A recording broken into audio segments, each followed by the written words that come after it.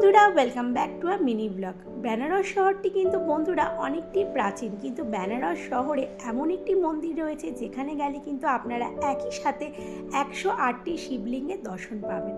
আর কথিত আছে এখান থেকেই কিন্তু অযোধ্যা রাজ্যের সূচনা হয়েছে। এই মন্দিরটি কিন্তু তৈরি হয়েছে 5 থেকে 6 বছর আগে। মন্দিরটি কিন্তু বলতে গেলে একেবারেই নতুন। এই মন্দিরের মধ্যে দেখুন একটি গোশালা আছে, যেখানে কিন্তু প্রকাণ্ড প্রকাণ্ড সাইজের গাভী রয়েছে। আর এই দেখুন ছোট্ট একটি গাভীর বাচ্চা। এই মন্দিরে কিন্তু এখনও অবধি ফটোগ্রাফি, ক্যামেরা সমস্ত কিছু অ্যালাউ রয়েছে। যেহেতু এখান থেকে অযোধ্যা রাজ্যের সূচনা হয়েছে, এই মন্দিরে কিন্তু ঠাকুরের বিগ্রহ আপনারা একটুখানি খেয়াল করলে দেখতে পারবেন এখানে কিন্তু রাম, সীতা আর লক্ষ্মণের কিন্তু বিগ্রহ রয়েছে। এই মন্দিরটি কিন্তু খুব জাগ্রত। আর এই দেখুন এই মন্দিরের 108টি শিবলিঙ্গ সারি সারিভাবে কিন্তু রয়েছে। এই মন্দিরের মধ্যে দেখুন কত সুন্দর ডেকোরেশন এই মন্দিরটির। এই মন্দিরের পুরো ভিডিওটি কিন্তু আমার চ্যানেলের বড় ভিডিওতে চলে এসেছে, আপনারা চাইলে একবার ভিজিট করে দেখতে পারেন। এই মন্দিরে কিন্তু 108টি পারদের শিবলিঙ্গ রয়েছে, আমরা খানিকটা দর্শন করার সুযোগ পেয়েছিলাম।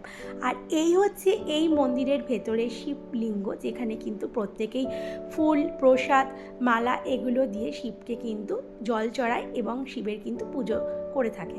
যথারীতি আমরাও কিন্তু করেছিলাম। মন্দিরের বাইরেই কিন্তু ডালা কিনতে পাওয়া যায়, যার মূল্য নিয়ে থাকে মাত্র 100 টাকা। তার মধ্যে কিন্তু সমস্ত কিছুই দেওয়া থাকে। আর এইখানে দেখুন আমার রাজকন্যাকে। এই মন্দিরের একটি বিশেষত্ব আপনাদের বলি, এখানে কিন্তু গলায় মালা পরে পুজো করতে লাগে। আমরাও কিন্তু যথারীতি পরেই নিয়েছিলাম। এই যে আমার মা এখানে দেখুন ঠাকুরের যে পুজোর ডালা সেটা কিন্তু নিয়ে চলে এসেছে। এখানে আমরা প্রথমে শিবলিঙ্গে জল চড়িয়েছিলাম, তারপর কিন্তু মালা চড়িয়েছিলাম, আর সবার শেষে কিন্তু শিবলিঙ্গকে প্রদক্ষিণ করা যেটা বলে সেটা কিন্তু করেছিলাম। আর আমাদের তো বেশ ভালো লেগেছে। আর বিশেষ করে আমার মা কিন্তু এই জায়গাটায় গিয়ে প্রচণ্ড খুশি। মা বলছিল যে বেনারসে প্রচুর জায়গায় ঘুরেছি, এই জায়গাটি কিন্তু আমাকে বড্ড বেশি আকর্ষণিত করেছে।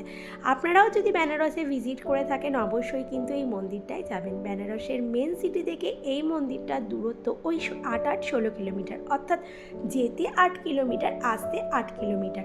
আর বেনারসের গোধুলিয়া চকের মোড়ে আমরা যে হোটেলে ছিলাম সেখান থেকে এই মন্দিরে যাওয়ার জন্য অটো ভাড়া নিয়েছিল 300 থেকে 350 টাকা মতো। আপনারা কিন্তু অবশ্যই বেনারস গেলে এই মন্দিরে একবার হলেও ভিজিট করবেন, আশা করি আপনাদের ভালো লাগবে। ভিডিওটা কেমন লাগলো জানাবেন, ভালো লাগলে লাইক করবেন।